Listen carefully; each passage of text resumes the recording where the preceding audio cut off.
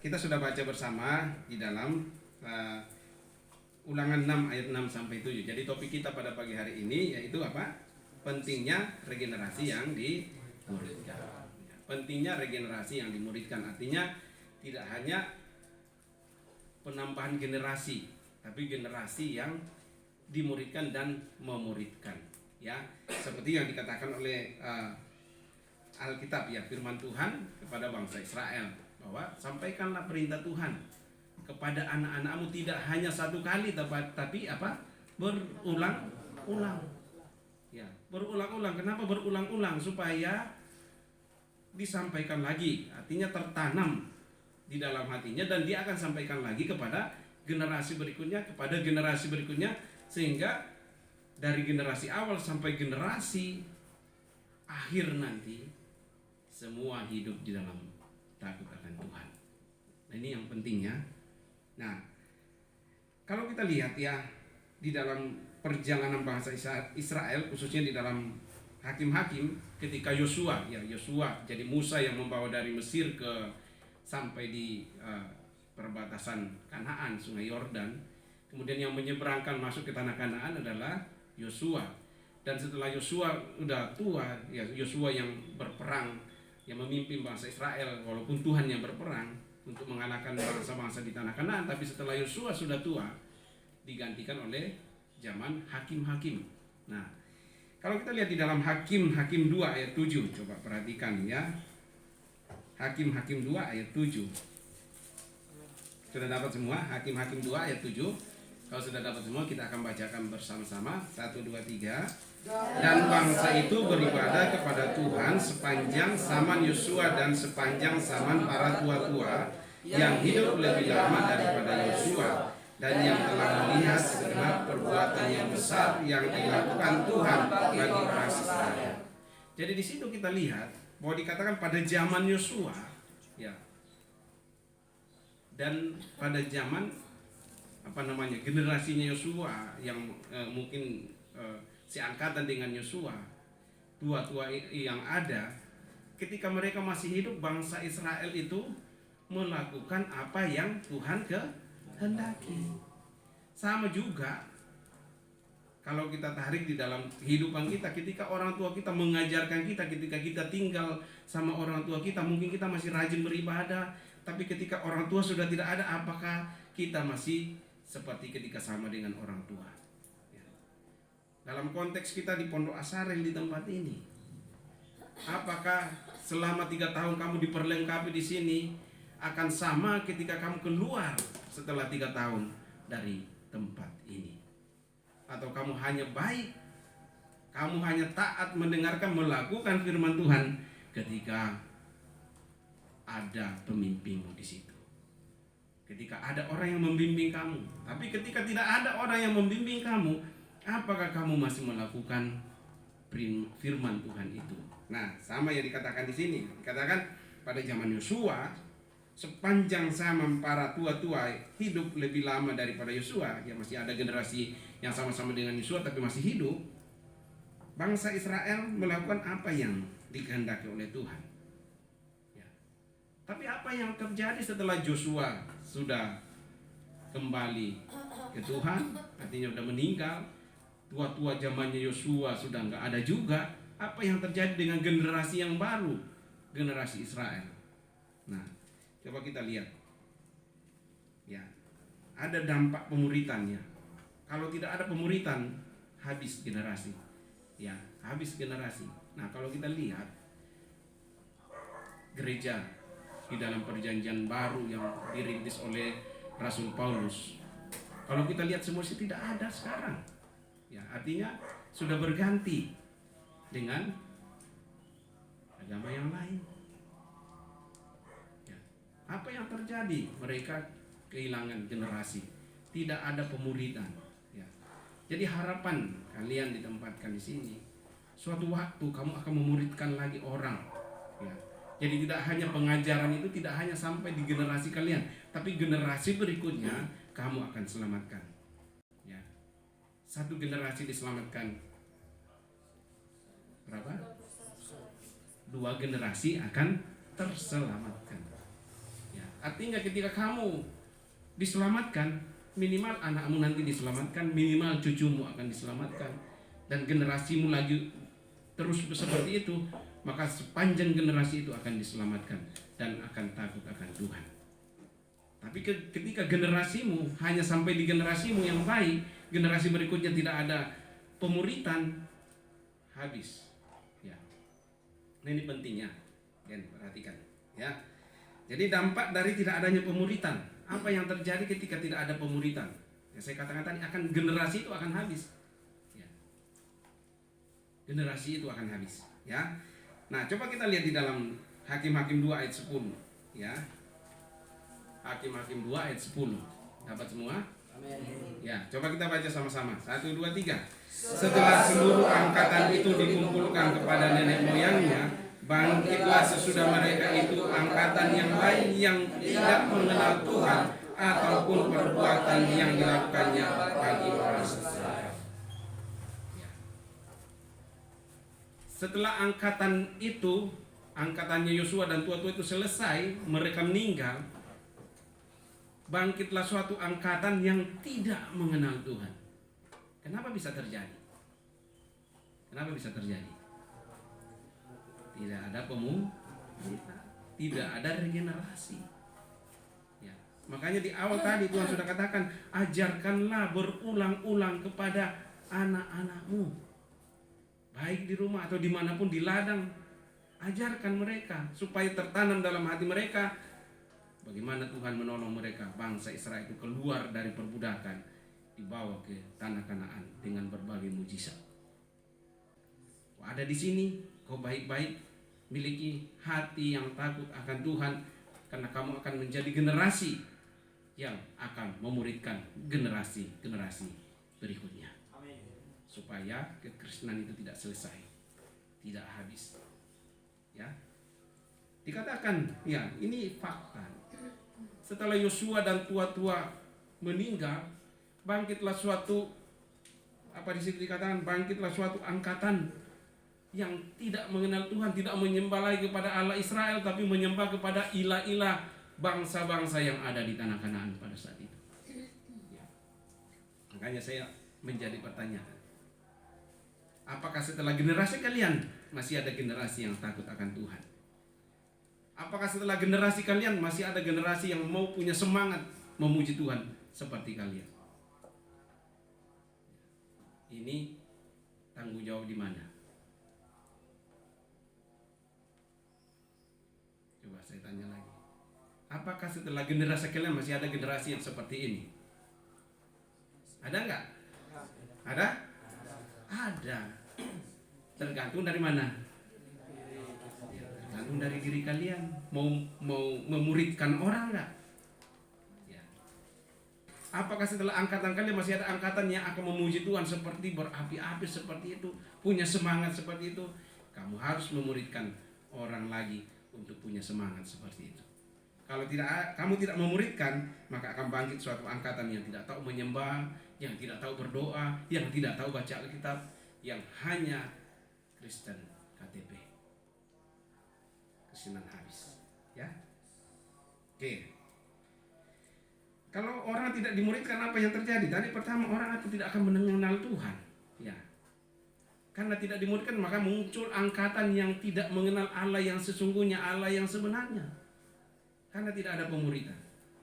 Yang kedua, kalau tidak terjadi pemuritan, maka generasi berikutnya adalah generasi yang melakukan apa yang jahat di mata Tuhan.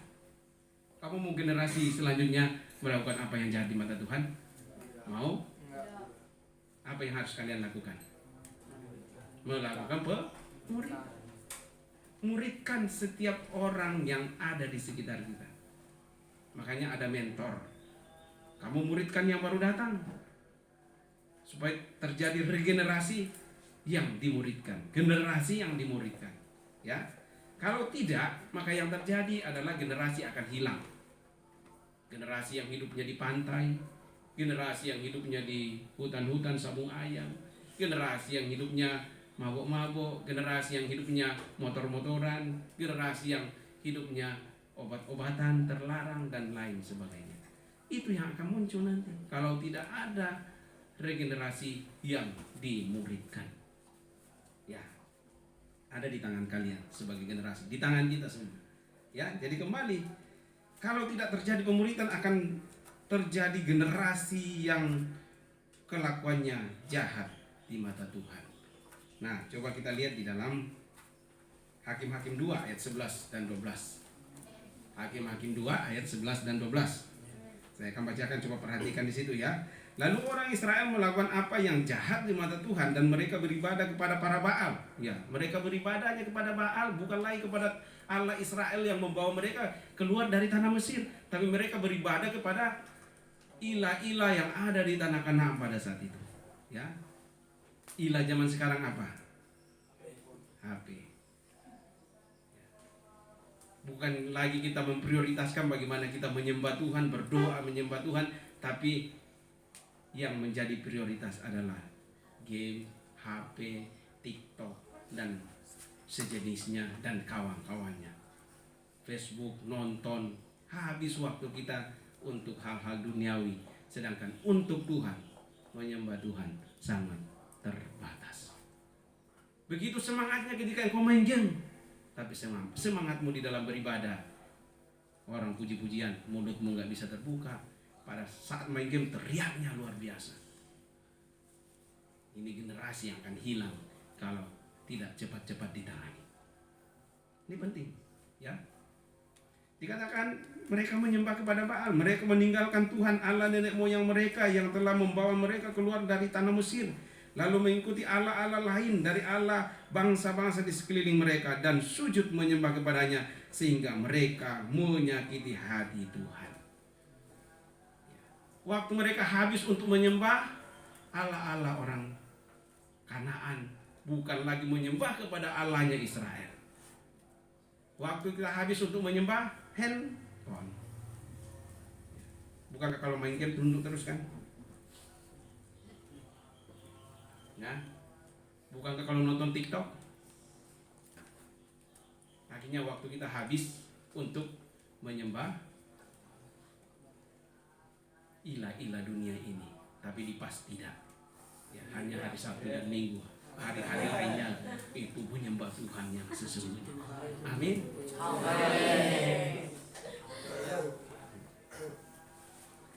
Pertama tadi apa yang terjadi kalau tidak terjadi regenerasi? Tidak mengenal Tuhan.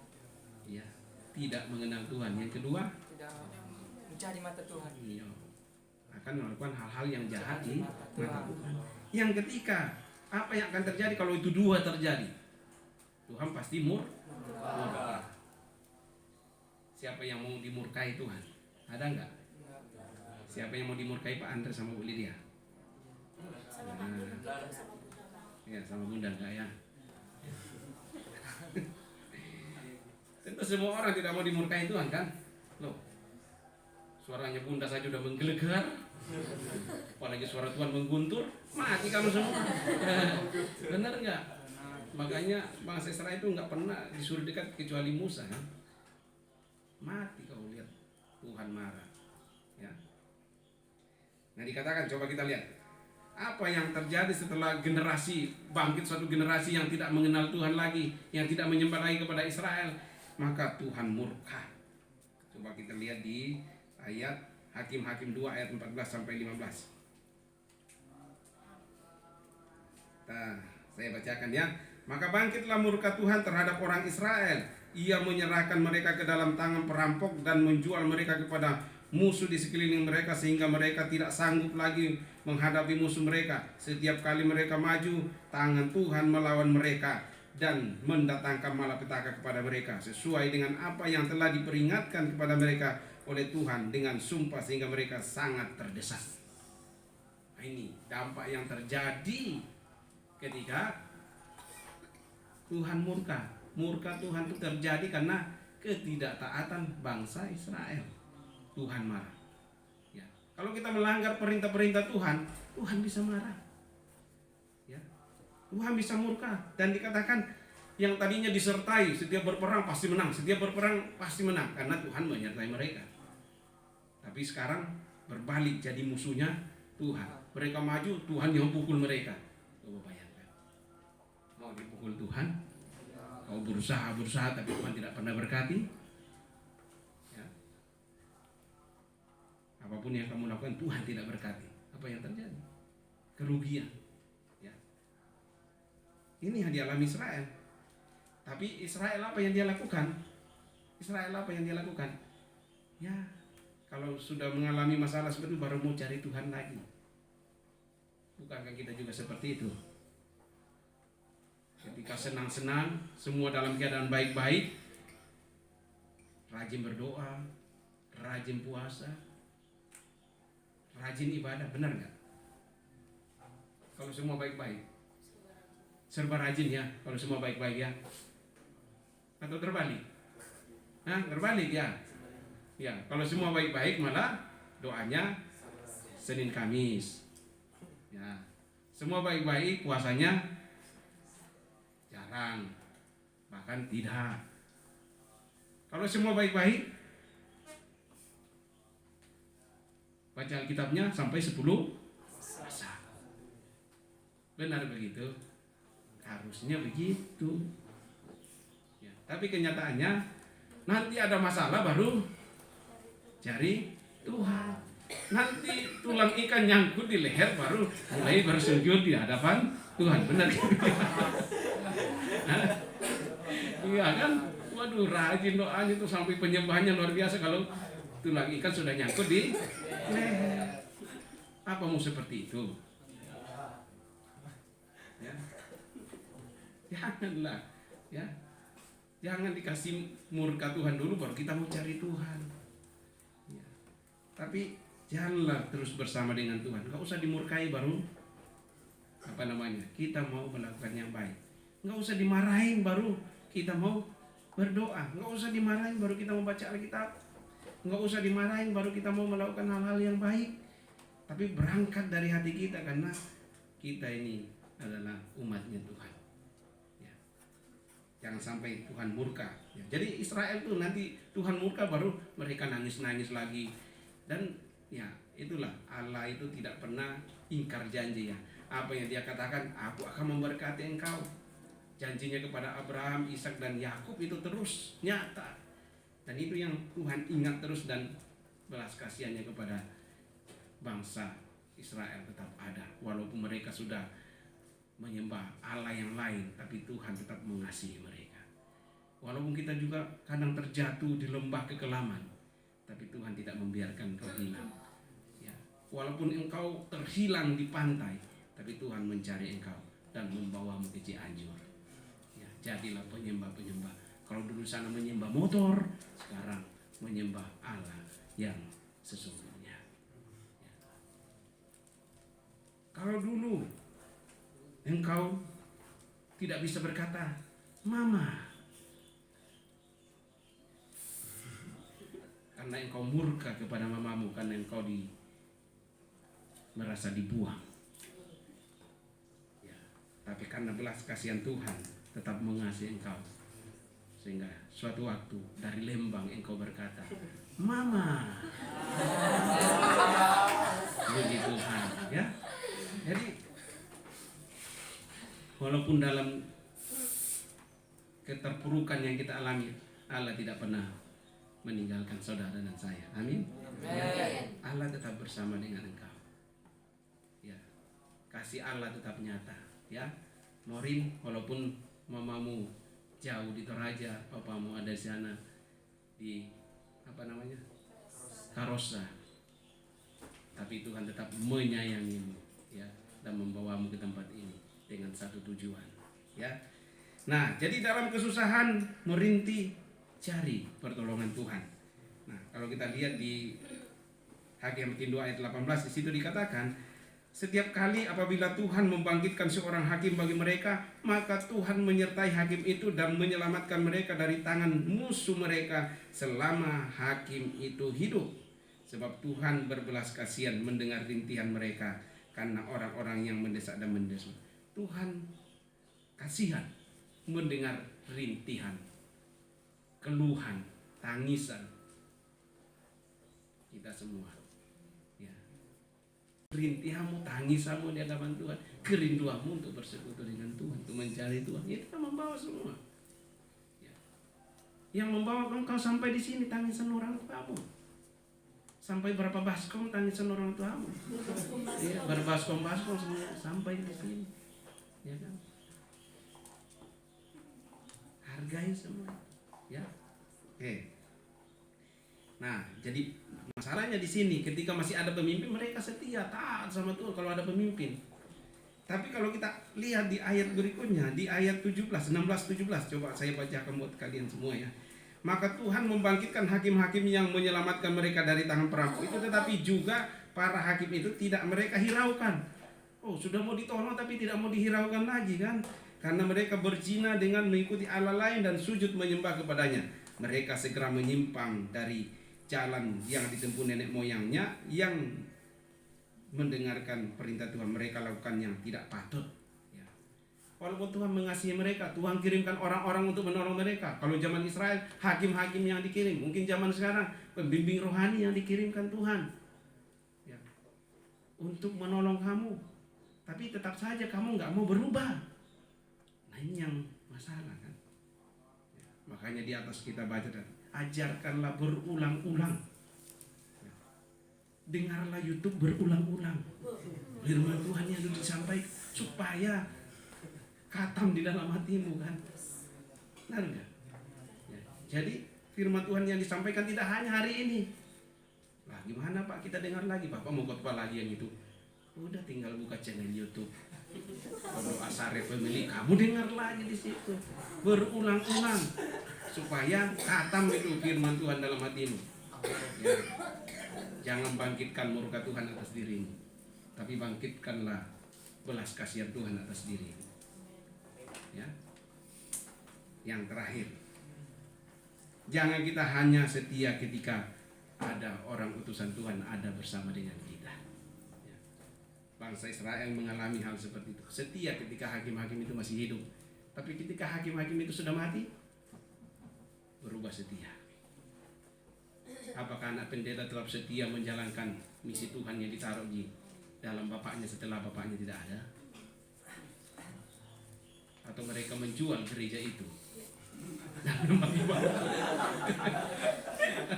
Iya, hati-hati. Ya, nah coba kita lihat di dalam Hakim-Hakim 2 ayat 19. Tetapi apabila hakim itu mati, kembalilah mereka berlaku jahat, lebih jahat dari nenek moyang mereka, dengan mengikuti Allah lain, beribadah kepadanya dan sujud menyembah kepadanya. Dalam hal apapun mereka tidak berhenti dengan perbuatan dan kelakuan mereka yang tegar itu. Coba ya. Ketika masih ada pemimpin taat dan setia. Ya. Hei para pendoa, apakah ketika kamu lulus dari SMK Paulus dan meninggalkan pas ini, engkau masih punya gaya hidup seperti itu? Atau hanya 3 tahun engkau menahan asap di tempat ini? Kau berasap lagi di luar, Tuhan yang mengasapi kau. Perubahan selama 3 tahun di sini itu akan membawamu sampai engkau sampai di kuburan nanti. Engkau tetap setia sama Tuhan. Amin. Ya, jangan hanya setia 3 tahun di sini, tapi setialah sampai selamanya, sampai Antok menjemput kamu. Ya sampai ajal menjemput. Sampai ajal menjemput. Ya. Oke ya. Nah. Oke, kembali ke sini ya. Soalnya saya lihat si Elin sudah ngantuk sih jadi. Ya. Jadi tetapi apabila hakim itu mati, nah ini artinya tidak ada lagi yang mengarahkan mereka. Kalau nggak ada lagi yang mengarahkan mereka, nggak ada lagi yang mengingatkan mereka, ya kembali lagi. Aku masih seperti yang dulu. 3 tahun di sini tapi nyanyinya masih seperti itu. Sepri mana? Ya, mudah-mudahan Sepri yang ada 3 tahun di sini, Sepri yang lebih baik lagi. Ya. Mudah-mudahan ringan yang baru masuk diproses menjadi berat. Jadi, tetapi apabila hakim itu mati, berubahlah mereka berlaku jahat, lebih jahat dari nenek moyang mereka, lebih jahat. Coba bayangkan, lebih jahat. Ya, mungkin dulu nenek moyangnya kalau ke pantai itu hanya 1 jam. Ini cucunya bisa berjam-jam di pantai, lebih jahat. Coba bayangkan, lebih jahat cucunya. Ya, mungkin dulu nenek moyangnya kalau lari dari rumah cuma 1 hari, ini cucunya bisa berhari-hari, ya berbulan-bulan. Kalau dulu mungkin nenek moyangnya masih kelihatan keluar dari pintu, tapi ini cucunya dia lihat neneknya dulu, orang tuanya tidur dulu baru masuk rumah. Cucu pendeta lagi. Janganlah, ya. Baik ada pemimpinmu, baik tidak ada pemimpinmu, kau tetap takut akan Tuhan. Karena mata Tuhan ada di segala tempat. Mau ada pemimpin, mau tidak ada pemimpin, Tuhan tetap melihat kan? Benar nggak? Kalau saya nggak ada, Tuhan tetap lihat kalian nggak? Tetap. Makanya pertobatan itu sangat penting ya. Kemarin saya kumpulkan di sekolah, banyak juga yang bertobat setelah dari Lembang. Nah, ya. Maksudnya ya terakhir sebelum ke Lembang melakukan dosa.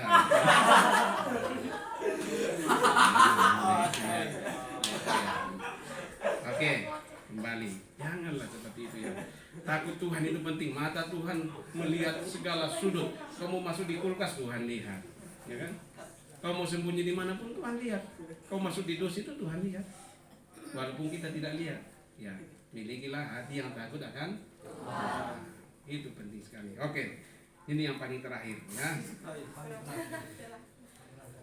Maka apabila Tuhan Allahmu telah membawa engkau masuk ke negeri yang dijanjikannya dengan sumpah kepada nenek moyangmu, yaitu Abraham, Ishak dan Yakub, untuk memberikan kepadamu kota-kota yang besar dan baik, yang tidak kau dirikan rumah-rumah penuh berisi berbagai barang baik yang tidak kau isi. Coba ini ada Israel, nggak ada perannya di situ ya. Tuhan semuanya.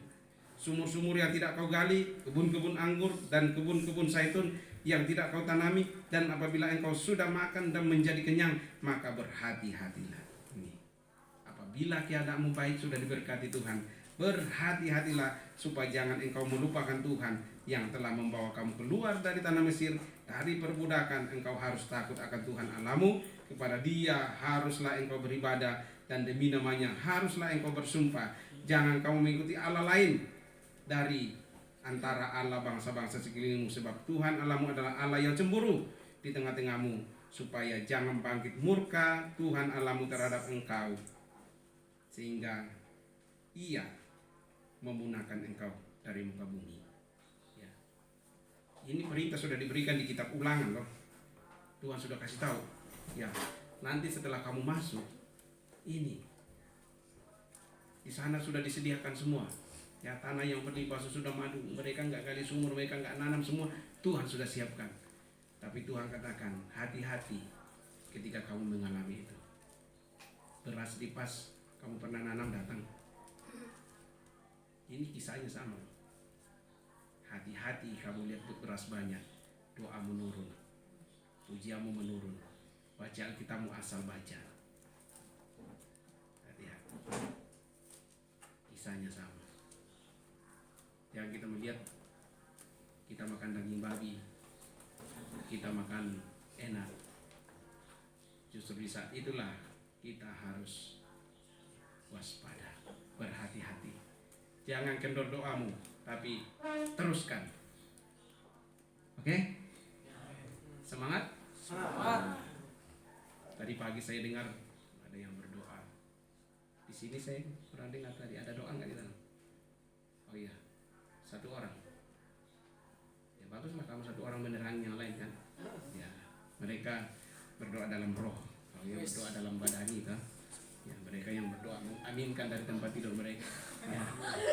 Oke, ya, saya kira itu pertama tadi apa topiknya tadi? pentingnya regenerasi. Pentingnya regenerasi yang diberikan. Supaya apa?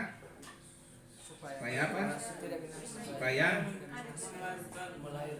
melahirkan generasi-generasi yang iya, supaya tidak terjadi murka Tuhan, supaya kekristenan tidak habis, ya, supaya generasi itu melakukan hal-hal yang baik kepada Tuhan. Ya, nanti Juli mau melahirkan anak tidak 40 lagi tapi mungkin 60, 100. Iya, suatu waktu dia jadi ketua STT yang muridnya ribuan, enggak melahirkan murid yang dimuridkan. Makanya, ya benar nggak? Ya, jadi dengar baik-baik. Kamu akan memuridkan orang. Nah ini yang kamu doakan. Ya, doakan berapa orang saya muridkan nanti. Ya, berapa orang yang Tuhan percaya. Kalau kamu jadi gembala, ya, kamu bisa punya jemaat misalnya ribuan. Berapa orang kamu sudah muridkan? Berapa orang yang sudah kau lahirkan? Dari 100 melahirkan lagi sama. Kalau misalnya di PAS ada 40 orang, 40 melahirkan 40, 80 melahirkan lagi. Pergilah jadikanlah semua bangsa muridku. Mulai dari Yerusalem, Yudea, Samaria sampai ke ujung bumi. Mulai dari dirimu, masuk ke keluargamu. Ya, Rohit masih banyak keluarganya belum mengenal Tuhan. Ini tantangan yang Tuhan berikan kepadamu. Ya, masih banyak. Ya, oke, saya kira itu regenerasi itu sangat penting ya. Dan kita sudah menjalankan di PAS. Nanti akan muncul PAS-PAS yang lain. Amin. Membawa regenerasi sampai Tuhan datang, banyak jiwa yang diselamatkan. Oke, dah bangkit berdiri kita